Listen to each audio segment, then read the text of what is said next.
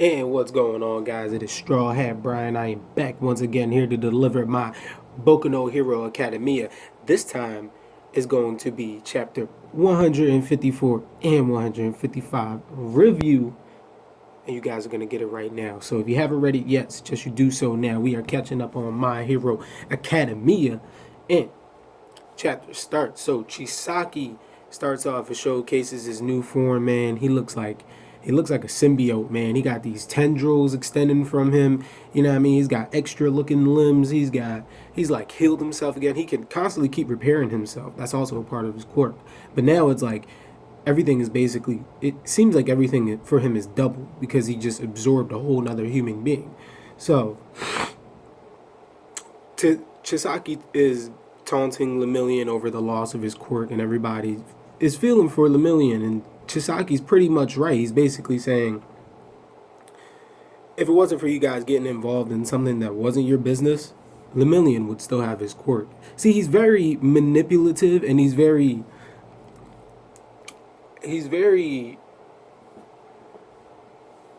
cunning.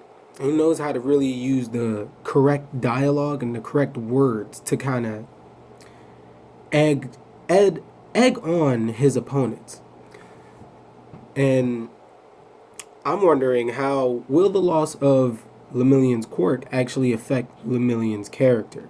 His character overall, his characteristics, his personality, his personality that's basically closer to All Might and Deku's, but a couple shades different. But it's the fact that he had to work with his quirk. He had a quirk that was basically, if anybody else had it, would be like, man, this quirk is pretty much useless. But not Chisaki, excuse me. But Lemillion has dedicated himself and trained his quirk to the point where he turned all of his setbacks into strengths. He turned all of his weaknesses into strengths. That's Lemillion's character. That's who he is. So the fact that he's lost all of that has to deal heavy damage to somebody's mentality. You know what I mean? It has to. So I'm wondering, as the story continues on, and even past this arc, how will Lemillion cope with the loss of his powers? Will Lemillion ever get his powers back? Will Lemillion turn into a villain because of this? Will Lemillion's outlook on being a hero be different? Like, I sacrificed myself for the greater good, but was it really for the greater good? You know? And then the scene moves on with, at first it's Deku versus Chisaki, but then Night Eye intervenes and basically instructs Midoriya and telling Midoriya, you have to get away. Deku, you got to take Togata, you got to take Lemillion, you got to take Eren, you guys got to escape. I'm going to distract Overhaul while you guys, try to make a run for it. So, Deku punches a hole in the wall, and then he's trying to lead Lemillion and Eri out. And Lemillion, you kind of see, he's kind of taken set aback from Chisaki's words and from actually what is going on. He's really powerless. He can't use his quirk. He has no abilities, and he's pretty much beaten down and he's weakened. So he's pretty much exhausted at this point, and he feels useless. So he's trying to get away. Well, they're trying to get away, and Night Eye is getting, thrashed by. Before he starts to get thrashed by Chisaki, does ask Chisaki what do they intend on doing with Eraserhead, and Chisaki goes on to tell Sir Night Eye, he has an interest in Eraserhead's quirk erasing abilities and might want to somehow find a way to use that for his own personal gain. Night Eye doesn't want to let that happen, so while Night Eye seems to be doing kind of well, he's agile and all that, it all comes from that. Night Eye gets penetrated by Overhaul's floor spikes. Basically, Overhaul, he has the ability to reassemble, disassemble, so he disassembled the floor and reassembled them into spires or spikes or whatever you prefer them to be, and he basically pierces Night Eye multiple times, even through the abdomen, and Night Eye then proceeds to try to reach Chisaki's future, and what he sees is eternal darkness. So we do find out later what that vision was that Night Eye tried to see inside Chisaki's future. And then chapter 154 ends off with Deku returning to the battlefield after basically partially seeing what happens to Sir Nai, and he's thinking like, I can't let that happen. So he joins the fray, and he achieves 20% one for all, and that's how that ends. And Deku declares that he will twist the hands of fate. He will. He will overcome. The future that not Sir Nai had saw. And then 155, it starts off, we catch up back with Chrono, who kidnaps Eraserhead, and then it goes on to tell us what Chrono ability is, and his ability is whatever his clock needle, which is basically his hair, whatever it touches, the opponent's movements are dulled, so they're slow, so everything kind of goes in like slow motion, which is the reason why he was able to stop Eraserhead from using his quirk, because he touched them and it slowed his movements. Chrono states, he's talking to Eraserhead, and he's basically giving him a little background on Overhaul, basically saying Overhaul is the kind of person he will sacrifice anything, anyone to achieve his goals, and that's just the kind of person Overhaul has been, and he's always going to continue to be that person. And then the story shifts back over to Deku versus Overhaul, and Overhaul is giving it to Deku. Even with Deku using 20% of one for all, he's still getting, pretty thrashed.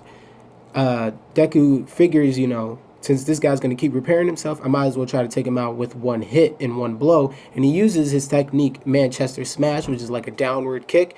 He ends up missing because Overhaul is like, bro, I'm just too fast. No matter how you try to attack me, I can just read your movements, because your movements are pretty much straightforward compared to the other two fighters. He's pertaining to Sir Nai and Lemillion, because Lemillion was giving Overhaul that work at first. So Chisaki continues to constantly keep repairing his wounds, but he does state that when he does repair his wounds, he does actually feel pain, so that could come into play sometime in the later chapters. Chisaki then, he starts to taunt Deku, and he also starts to, basically he uses his words, strong dialogue, to lure Eri out. And basically telling Eri, like, all this is your fault, see what you made me do. You made me have to, like, repair myself again, and I had to hurt myself because of you. All you ever do is hurt people. So that lures Eri out, and Eri decides to try to bargain with Overhaul, and tells Overhaul that if you let these guys go, I will return you. If you let them go and you return everyone back to normal, and you repair everyone, then in exchange, you can have me back. So, we get the thoughts on what Sir Nai foresaw when he used his quirk ability, his enlightenment foresight abilities, and he saw himself dying, and he saw Deku dying, and he saw Overhaul escaping with Eri. That is the future that he saw. So that was the Eternal Darkness panel that we had saw in the previous chapter. And then Midoriya declares that, nobody's going to be dying today. He says, no matter, as he stated in the last chapter, no matter what, he will twist the hands of fate. He will bend fate. And before you know it, at the end of the chapter, the cavalry comes in. You got the ceiling breaks down, and then you have Aravati and Froggy, and then they come down, and then they're fighting a couple of other of Chisaki's goons. And now, this next chapter, 156, is about to get lit. My thoughts on the next chapter, I'm hoping that we see Deku really exceed past 20%, because 20% is not going to do it. 20% against Overhaul. Overhaul is keeping up. Overhaul in his combined form with Nemuto, he's doing it right now. Like, he's pretty much up there in terms of combat ability and in terms of quirk ability, like his usage of his quirk. So he's constantly using his quirk, even in battle. So I find that to be one of his advantages. Now, I'm thinking that the only way for Deku to beat Overhaul, he's going to have to exceed 20%. Now, we saw that 8% is what he used against Bakugo in a few arcs ago.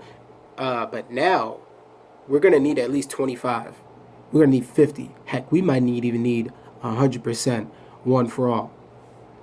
those are my thoughts on the next upcoming chapters. Hopefully, the Million will get his abilities back, his quirk. Hopefully, not in this arc. I would want more character development. I want this to really build on the Million's character and show that these characters are not just one dimensional. I don't want these characters to just remain as they are. I want them to grow.